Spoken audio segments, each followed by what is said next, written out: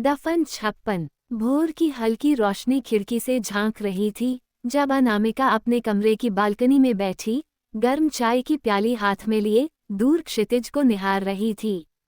महल का शांत वातावरण भी उसके भीतर के तूफान को शांत नहीं कर पा रहा था। इसी बीच फोन की घंटी बजी। अनामिका ने धीरे से फोन उठाया। हेलो। दूसरी तरफ मान सिंह की आवाज में उत्साह छलक रहा था। खम्मा घनी रानी सा गणगौर नजदीक है, पूरे जयपुर में तैयारियां जोरों पर हैं, हवेलियों में रंगाई पुताई हो रही है, बाजारों में घुंघरू और मानक की चूड़ियां बिकने लगी हैं, और सब लोग आप और कुंवरसा को याद कर रहे हैं, आपकी वापसी की राह देख रहे हैं। अनामिका एक पल के लिए चुप हो गई। उसकी आंखें क्षितिज के पार कहीं खो गईं, वहीं जहां उसकी यादें बसती थीं। फिर कुछ देर बाद उसने धीमे स्वर में कहा, गणगौर हर साल आता है, मान सिंह जी, पर कुछ इंतजार समय के साथ और लंबा हो जाते हैं। मान सिंह ने पूछा, तो क्या हम इस साल आपको नहीं देख पाएंगे, रानी सा? अनामिका की आवाज में एक थकी हुई उदासी थी। पर पता नहीं वो समय कब आएगा। फोन कटने के बाद वह बालकनी की रेलिंग को थामे खड़ी रही। हवा में गणगौर के गीतों की मध्यम गूंज सुनाई दे रही थी। फोन रखने के बाद अनामिका बहुत देर तक वहीं बैठी रही। हल्की हवा उसके आंचल को छूती हुई निकल रही थी, लेकिन उसके भीतर की स्थिरता में कोई हलचल नहीं आई। उसकी नज़रें सामने बगीचे की झाड़ियों पर थीं, लेकिन दिल कहीं और बहुत पीछे गुजरे जमाने की गणगौर में उलझ चुका था। लंदन की शाम ढल रही थी। खिड़की के बाहर हल्की बूंदाबांदी शुरू हो गई थी, लेकिन अनामिका की आंखें उस बारिश को नहीं, अपने देश के नीले आसमान और महल के आंगन में गिरती पहली फुहारों को तलाश रही थीं। गणगौर की धुनें उसके कानों में गूंजती थीं, जैसे कोई मध्यम सा राग हो जो कहीं भीतर बजता रहता है, हर बार जब भारत की याद सताती है। वो अपने शाही होटल की ऊपरी मंजिल पर बने रॉयल सूट में अकेली बैठी थी, अपने देश के पुराने चित्रों और कलाकृतियों से भरे कमरे में।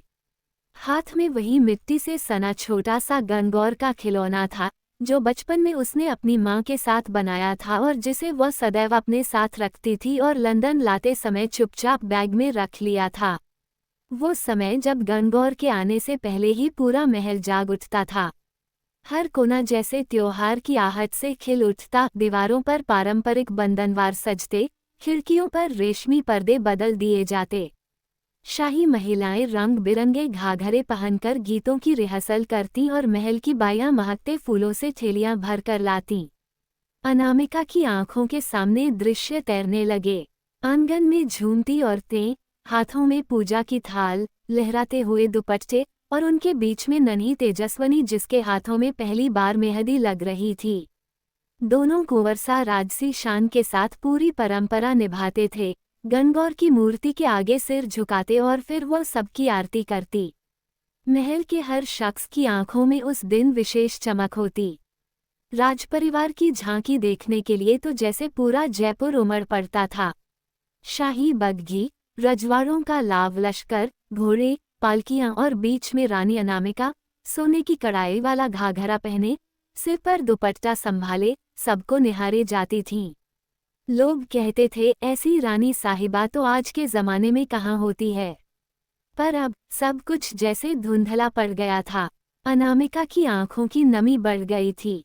उसने हल्के से होंठ भींचे और खुद को संभालने की कोशिश की, मगर मन ने बगावत कर दी। काश समय वहीं रुक जाता, उसने मन ही मन सोचा। तभी दरवाजे पर एक हल्की सी आहट हुई। धीमे धीमे व्हीलचेयर की आवाज के साथ भीतर आए रुद्र। सफेद खिचड़ी केश, गंभीर चेहरा और गहरे स्वर में भरी एक सुकून भरी गरिमा, उनके व्यक्तित्व में अब भी वही शाही ठहराव था। उन्होंने भीतर आते ही मुस्कराते हुए बोले, अनामिका, जरा खिड़की के बाहर तो देखो। अनामिका ने पल भर को उनकी ओर देखा, फिर धीमे कदमों से खिड़की की ओर बढ़ी।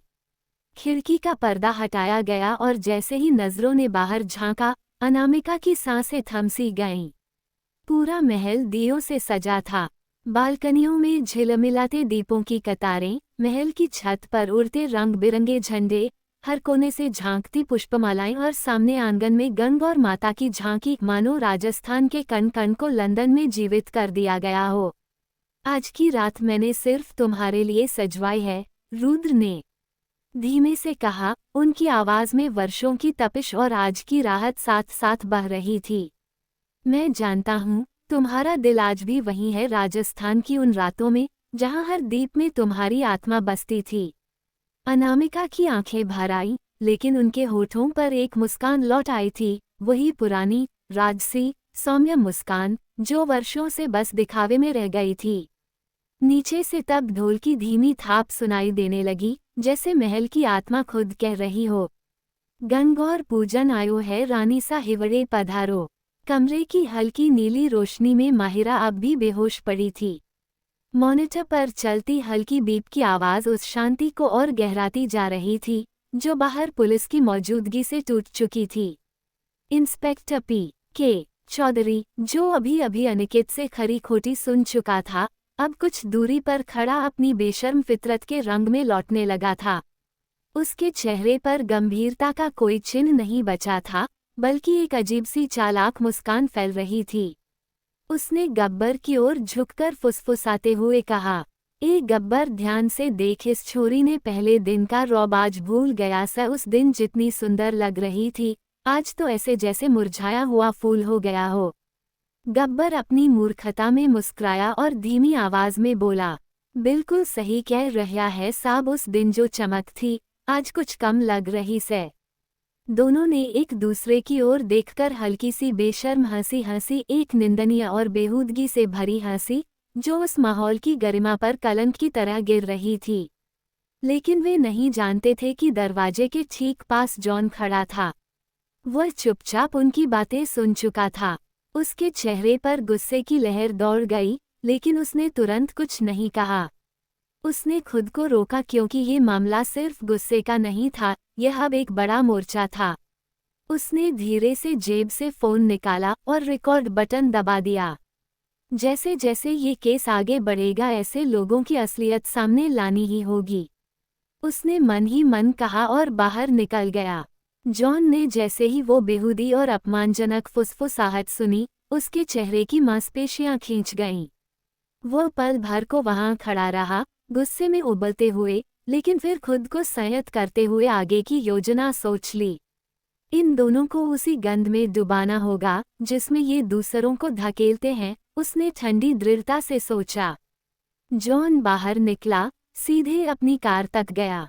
ट्रंक से अपना लैपटॉप बैग निकाला, पास ही एक सुनसान कोना ढूंढा और अपने सिस्टम को एक्टिवेट किया।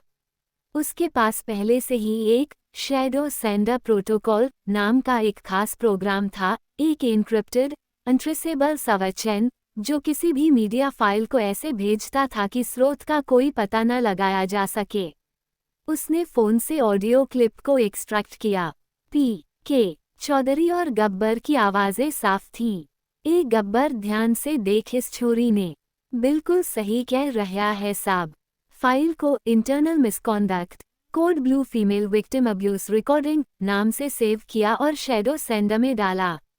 क्लिप भेजी गई एक साथ 3 ठिकानों पर। दिल्ली पुलिस हेडक्वार्टर के आंतरिक अनुशासन विभाग में, महिला सुरक्षा प्रकोष्ठ विमेन प्रोटेक्शन सेल के हाई लेवल सवा पर, और सीधे कमिश्नर धर्मवीर वर्मा की निजी एड पर। कोई लोकेशन टैग नहीं, कोई स्रोत नहीं।